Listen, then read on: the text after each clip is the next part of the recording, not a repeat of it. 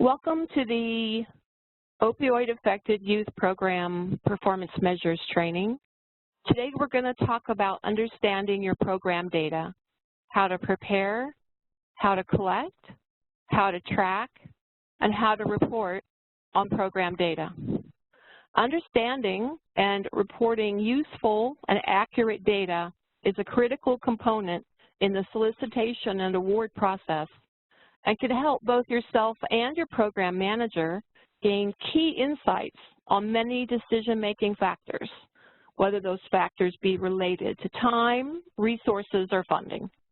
OJJDP uses performance data to not only understand the agency story, but also to demonstrate outcome-based results. In this training session, we will go over the revised performance measures and discuss collecting and sharing information to help all of us better understand how well the opioid-affected youth program is operating on the ground. Now, to make this session as interactive as possible, please use the WebEx chat to respond to any question that you see on the screen. So, for example, this particular question on your screen here, it helps us better understand you and your needs around collecting, tracking, and/or reporting data. So take a minute and respond to this question for us. Samantha is posting, hoping to learn what data is required to be collected. Kelly is posting JustGrants. Rob is posting, hoping to learn more about the PMT platform. Jane is posting OJJDP expectations. Michelle is posting understanding how to address new measures. And Victoria is posting a PMT platform. Deja is posting hoping to learn about the new OJJDP platform. And Bronwyn is posting all of the above and managing data collection requirements with staff, capacity, and time. Okay, and Kimberly is posting all of the above. Good, good, thank you. Thank you for these posts. Let's go ahead and move on to the objectives for today. The objectives for today include understanding what the performance measure updates are for your program and understanding the need for a data collection plan for the data that you collect between July 2021 and December 2021 with reporting in January of 2022. Further, you will gain understanding of the performance measure reporting due dates. And as you already know, those due dates happen twice a year, July 30th and January 30th. Lastly, you will understand where to find supporting resources. Now, in the showcase sessions we conducted last April, we talked about the newly updated performance measures as outlined in your solicitation or award and located at the OJJDP.ojp.gov website. This training is being presented to you to emphasize the fact that now is the time to start planning on collecting and tracking data for the July through December 2021 reporting cycle with the goal of reporting January 2022 on these newly revised program measures. I'd like to pass the microphone to Sarah, who will go over the program measures with you. Sarah? Thank you, Rebecca. In the Intervention Division, we have several programs. The program that we're talking about today is the Opioid Affected Youth Program as part of the Intervention Division. The Opioid Affected Youth Initiative supports the efforts of states, communities, tribal jurisdictions, nonprofit organizations, for-profit organizations, and institutions of higher education to implement programs and strategies that identify, respond to, treat, and support children, youth, and families impacted by the opioid epidemic to ensure public safety. This program entails two categories. Category 1 supports the implementation of programs and services to youth and families impacted by both opioid and other substance use disorders, and Category 2 builds the capacity and effectiveness of sites funded under this program and communities across the nation to develop and implement programs and strategies that address the opioid epidemic. The first goal of the Opioid Affected Youth Initiative is to increase the capacity of state, tribal, and local governments to adequately provide prevention, treatment, and recovery to children, youth, and families impacted by opioid misuse, dependence, and overdose. In order to do so, OJJDP provides resources and training and technical assistance to state, tribal, and local governments to adequately provide prevention, treatment, and recovery to children, youth, and families impacted by opioid misuse, dependence, and overdose. Let's remind ourselves of the performance measures process and then discuss the newly updated performance measures found in the Opioid Affected Youth Program. As you review these with me, please note that these are the newly revised performance measures, but you will recognize some of them since not all of them were changed. The Opioid Affected Youth Program has performance measures that grantees will report on, including training and technical assistance, system improvement, prevention intervention outcomes, program quality, protective factors, productive lives, victimization, and child welfare measures. Grantees will begin to track this data beginning July 1st of 2021 and will report on these measures in January of 2022. This program has a total of 39 measures, with 11 of them being outputs and 28 of them being outcomes. The framework or logic model used to write the performance measures includes 4 components: inputs, activities, outputs, and outcomes. Inputs are program resources such as grant funding and award administration. Activities are actions that convert inputs to outputs and can be anything from identifying key personnel with access to crime and alcohol abuse data to establishing information sharing agreements. Outputs are products or services that are the result of activities such as trainings or meetings. Outcome measures speak to the longer-term program goals. The newly updated performance measures will require changes in the way that you collect data, and that's why we're here today, to ensure that you understand that you will be reporting on the newly updated performance measures during the July through December 2021 period, come July 30th of 2022, and that you have a plan in place to do so. The performance measures document the progress that you have made in accomplishing program goals and objectives by collecting data on grantee activities and services. Remember, regular reporting on performance measures outcomes establishes your program's growth. You can find a list of the performance measures at this online location listed on the slide. OJJDP identified and organized the newly updated performance measures to include 3 different categories. The categories include overall measures, multi-program measures, and program-specific measures. In overall measures, grantees will be asked the same overall questions in every program. This allows analysts to aggregate data across multiple programs and assist with responding to ad hoc data requests. Multi-program measures impact 3 different types of populations. One is shared target population, such as children involved in the child welfare system or tribal youth. The second is those with a similar service delivery model, such as mental health services or prevention services.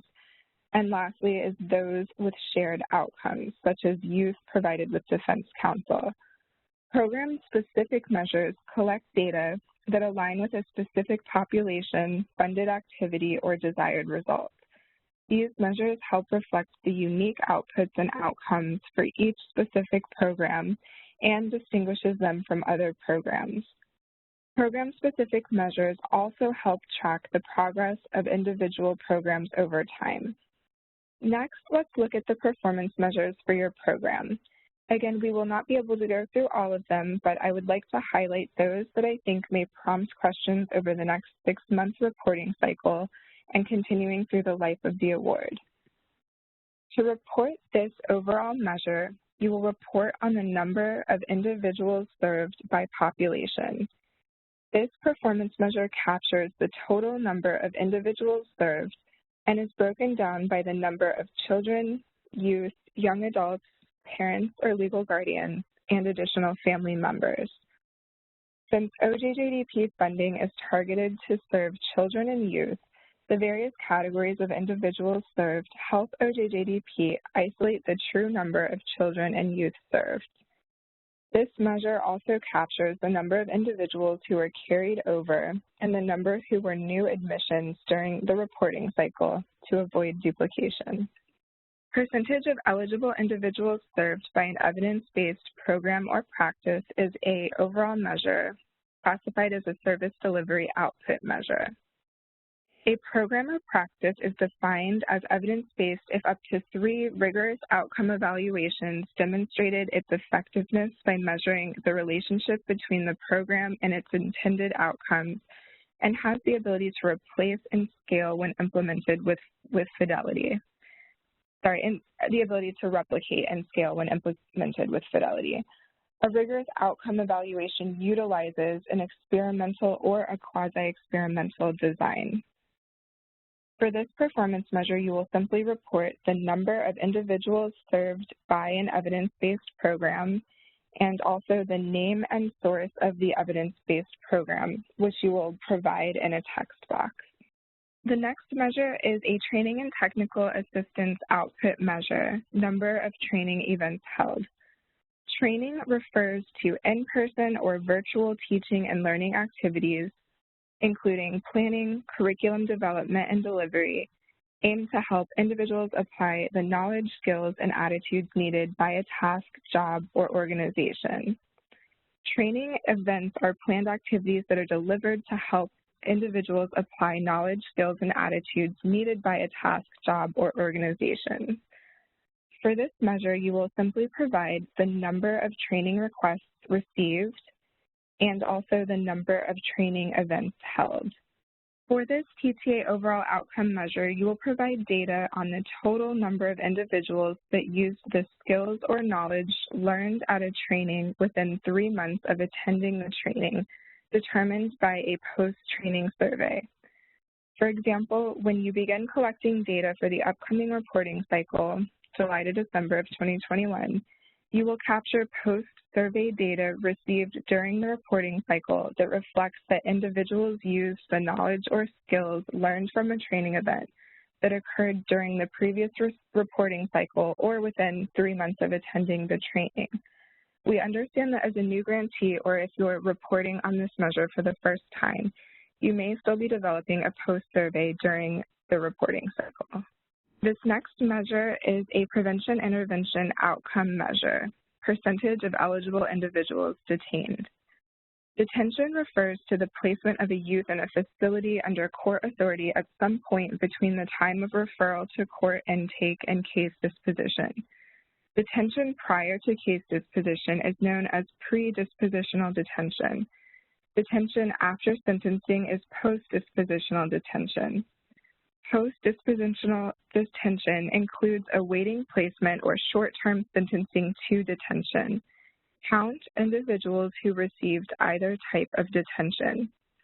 For this performance measure, you will provide the number of individuals eligible for detention and the number of individuals detained of those who are eligible. Next is a program quality outcome measure, percentage of eligible individuals who completed their intended service requirements. Service requirements are the actions, behavior changes, or outcomes an individual is expected to achieve as defined by the program model and an individual's risk level.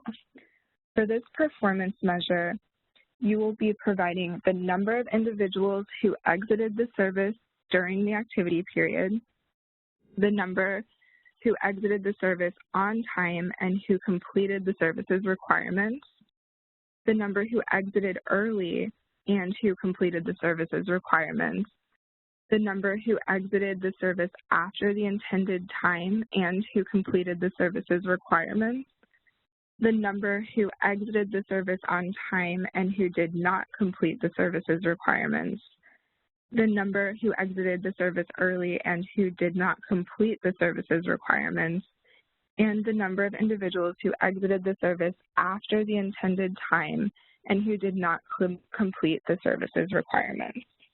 This next performance measure is a protective factor outcome, percentage of eligible individuals who exhibited improved self-esteem. And self-esteem is perceiving oneself as worthy of esteem or respect. Some examples of self-esteem and positive identity include having a sense of purpose, a positive view of a personal future, and perception of personal power. For this measure, you will be providing the number of individuals who received services to improve self-esteem and the number of eligible individuals who exhibited an improvement in self-esteem. And for this measure, we calculate the percentage by dividing B over A. This next measure is a productive lives outcome measure, percentage of eligible individuals who completed high school. And for this measure, you will simply be reporting the number of eligible individuals who received a high school diploma or a GED. Next, we have the number of individuals who experienced a victimization. A victimization is defined as an individual impacted by either a violent or nonviolent event directly or as a witness. A subsequent victimization includes an individual who experienced a new unrelated victimization or a new victimization similar in nature or circumstances to their first victimization. For this measure, you will be providing the number of individuals who experienced a first-time victimization and the number of individuals who experienced a subsequent victimization. Next, we have an example of a multi-program measure, which is a service delivery output measure, percentage of eligible individuals served by a diversion service. And diversion services are intended to redirect youthful offenders from the juvenile justice system through services and supports as an alternative to formal processing in the juvenile justice system. Diversion from formal processing is dependent on successful completion of service requirements. For this measure, you will report the number of individuals served who received diversion services. Next, we have a system improvement outcome measure, percentage of justice systems decision points informed by the results of an assessment tool. A justice decision point is when an individual and the juvenile justice system or criminal justice system officially intersect, including interactions with a juvenile justice, juvenile court, or law enforcement official. Decision points may include arrest, detention, intake, screening, assessment, referrals, diversion, disposition, case plan development, and so on. For this measure, you will be reporting the number of justice system decision points and the number of justice system decision points informed by the results of an assessment tool. And now we're down to our last two measures. This one is an example of a multi-program performance measure, categorized as a productive lives outcome measure. Percentage of eligible individuals enrolled in a higher education or certificate program. For this measure, you will just simply report the number of eligible individuals who were enrolled in a higher education or a certificate program. And lastly, we have an example of a child welfare outcome measure, which is number of individuals who experienced a substantiated or indicated case of maltreatment. And definitions of maltreatment may vary by state, but 4 types that are generally recognized include physical abuse, sexual abuse, neglect, which includes educational neglect, medical neglect, and other forms, and emotional maltreatment. Substantiated cases are when state law or policy supports an allegation of maltreatment or risk of maltreatment. Indicated cases are when an allegation could not be substantiated, but authorities have reason to suspect maltreatment or the risk of maltreatment. For this measure, you will be providing the number of individuals who experienced a first-time substantiated or indicated case of maltreatment, and also the number of individuals who experienced a subsequent substantiated or indicated case of maltreatment. And now I will pass it back to Rebecca. Thank you, Sarah. We appreciate you taking us through those performance measures. We now have a short scenario for you. We have Brenda Sukup. She is a opioid-affected youth grantee and she's just received the newly updated performance measures and attended this learning event. She's sitting at her desk wondering how to get started. What would you recommend Ms. Sukup do to prepare for data collection July through December 2021 and reporting in January of 2022? Please go ahead and respond to this question in chat. Kelly is posting meet with her evaluator. Rob is posting prepare a data collection plan. Victoria is posting review her program logic model and project plan against the list. Kimberly is posting make a list of data sources available. Christian is posting Ms. Sukup should meet with her task force. Samantha is posting review a copy of the performance measures, definitions, and required data to be reported. Compare this to any surveys and data collection tools. Identify missing areas and identify questions to respond. Very comprehensive. Thank you, everyone, for these responses. Ms. Sukup can determine who's responsible for capturing and tracking data, who's responsible for reporting data. I believe you've captured all of that here. Thank you, everyone. Very good. Let's move on. We will now review best practices while collecting and tracking data. Creating a data collection plan requires a good deal of pre-planning and preparation. When creating a data collection plan, best practices often include locating the performance measures for your program, understanding what each question is asking and determining how to answer that, even if that answer ends up being a 0, creating a plan to identify when and how you will collect the data. For example, what type of tool or instrument will you use to collect the needed data? Has the tool or instrument been validated and or used before? How accurate is this tool or instrument? And who will be collecting the data using the tool or instrument? There are several best practices you can implement when collecting data for the upcoming reporting cycle. You want to be proactive in your approach. You want to designate staff for the coordination of the performance measure data collection process. You want to review the progress reporting questionnaire before entering data. You want to ensure that designated staff participate in trainings. You want to pay attention to communication from JustGrants. And lastly, if applicable, you want to review, edit, and validate data with subgrantees before submission. Is there a grantee and subgrantee relationship? You are required to enter data on all performance measures that relate to activities described in your approved OJJDP grant application and carried out with OJJDP funding. As a grantee, you should plan to collect data on behalf of all of your subgrantees. Some things to think about as you plan to collect and track data include timelines and resources. After all, this can be a lengthy data collection period, as noted in your solicitation.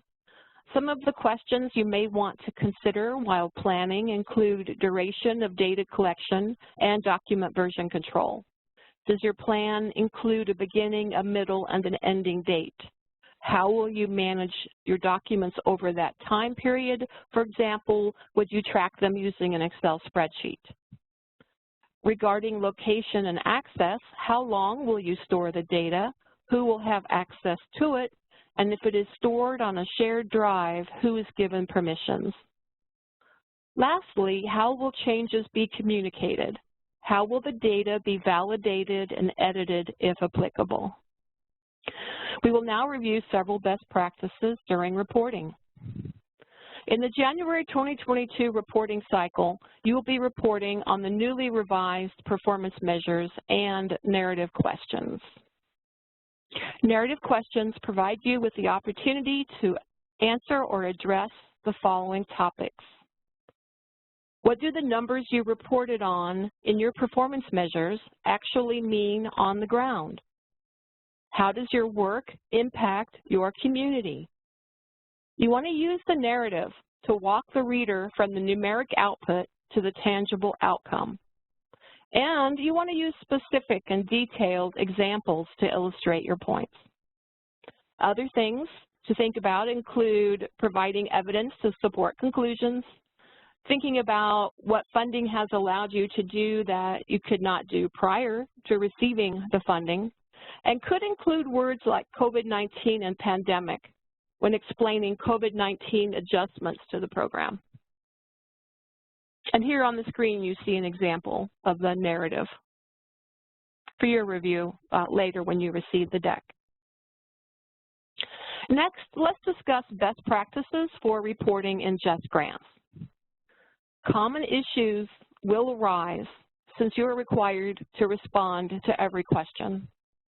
When reporting zeros, if a measure does not apply, you can enter a zero value and then add an explanation by selecting the comments field. A brief description, such as "we are still in our planning period" or "there was no activity during the reporting cycle," are acceptable responses in JustGrants. Avoiding duplication and count can also be challenging. Having more than one person review the data, for example, a program manager, etc., can help ensure duplicate data does not exist in your reporting. And as you know, reporting is awards-based. Another best practice for those of you with multiple awards when trying not to duplicate data is to spend down funds and create a final report of activities you performed for the oldest award first before beginning to enter data and reporting on another award. If this is not possible, prorate your quantitative data according to the amount of each award, again, for those of you with multiple awards.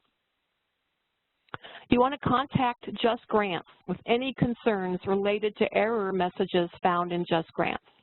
You can save your data and resume data entry at a later point in time in JustGrants. And for more information like this, please visit the YouTube video link posted on the screen and shared with you in chat. Lastly, you may want to contact the PMT Helpdesk for any questions related to progress reporting or reporting on the newly updated performance measures. You are encouraged to reach out to your program manager with questions or concerns. As mentioned previously, some grantees may receive funding from other awards. A service should be reported under one program or the other. The same service cannot be reported under multiple programs. If you have difficulty tracking services for each specific award, you want to work with OJJDP program managers to identify an appropriate method for prorating all services to allocate numbers to each award.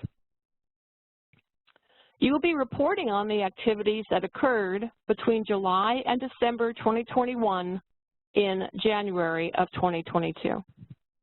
The reporting deadlines are July 30th for the reporting period January 1st through June 30th, and January 30th for the reporting period July 1st through December 31st.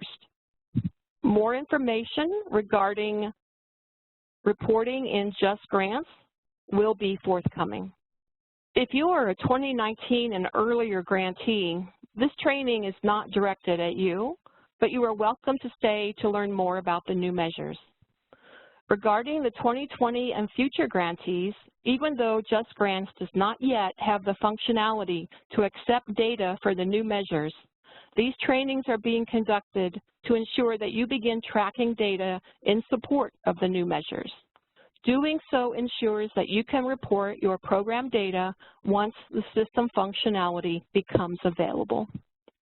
Collecting and tracking data that contains personally identifiable information, also known as PII, should be done with consideration towards the Privacy Act of 1974. Very broadly stated, the purpose of the Privacy Act is to balance the government's need to maintain information about the individual with the right of the individual to be protected against unwarranted invasion of privacy. In accordance with this act, you want to collect only the data you need. If you are using printed materials, keep sensitive PII in locked desk drawers, file cabinets, or similar locked enclosures. And when using sensitive PII, keep it in an area where access is controlled and limited to persons with an official need to know. Reporting in a pandemic. You should complete progress reporting to the best of your ability and submit it before the deadline. Every progress report form includes a narrative field or multiple narrative fields where you can provide additional information about the data. Please use the comments field to explain any issues with incomplete or missing data. You are encouraged to use the narrative field that asks for additional information about the effectiveness to describe COVID-19 related adjustments to programming and other activities not captured elsewhere on the form. If you cannot provide accurate count for numerical progress report fields because project partners do not have access to files, for example, you should leave those fields blank rather than providing estimates. As a best practice, you want to communicate all setbacks and successes through the use of progress reports as well as with your program specialist. So, how do you report on activities now that they've been shifted to online remote platforms and when you have not been collecting detailed data on individuals served like you did in face-to-face sessions? The short answer here is to do the best you can and make very good use of those narrative fields. I'd like to pass the microphone to Muniba, who will discuss various resources and where to go for assistance. Muniba? Thank you, Rebecca. Now we will briefly go over resources and where to find additional assistance. The PMC Helpdesk is available to help you with any questions you may have about responding to the progress reporting questions or performance measures. You can contact us by calling the number on the screen or emailing OJJDP PMT at ojp.usdoj.gov. For a faster response, we encourage grant award administrators to send us an email. The OJJDP PMT Helpdesk contact information is available on the screen. Our office hours are Monday to Friday, 8:30 to 5 p.m. Eastern Time, except for U.S. federal holidays. The PMT Helpdesk returns emails and phone calls within 24 hours, so please don't hesitate to leave a voicemail or email even after business hours. If you have questions about the JustGrants system, for example, accessing the system, please call the number on the screen between the hours of 5 a.m. and 9 p.m. Eastern Time and Saturday, Sunday, and federal holidays from 9 a.m. to 5 p.m. Eastern Time. If you experience any issues with JustGrants, we strongly encourage grant award administrators to reach out to JustGrants support. JustGrants information, such as instructions on locating, completing, and submitting performance reports in JustGrants, can be found on the OJJDP.ojp.gov website or by viewing the video available on the screen. You can also log into JustGrants at justgrants.usdoj.gov. Thanks. Now back to you, Rebecca. Thank you, Muniba. Let's take a moment and reflect on what was just presented today. First, we discussed each of the program-specific opioid-affected youth performance measures, noting the specific instances where data would need to be collected and the type of data needed.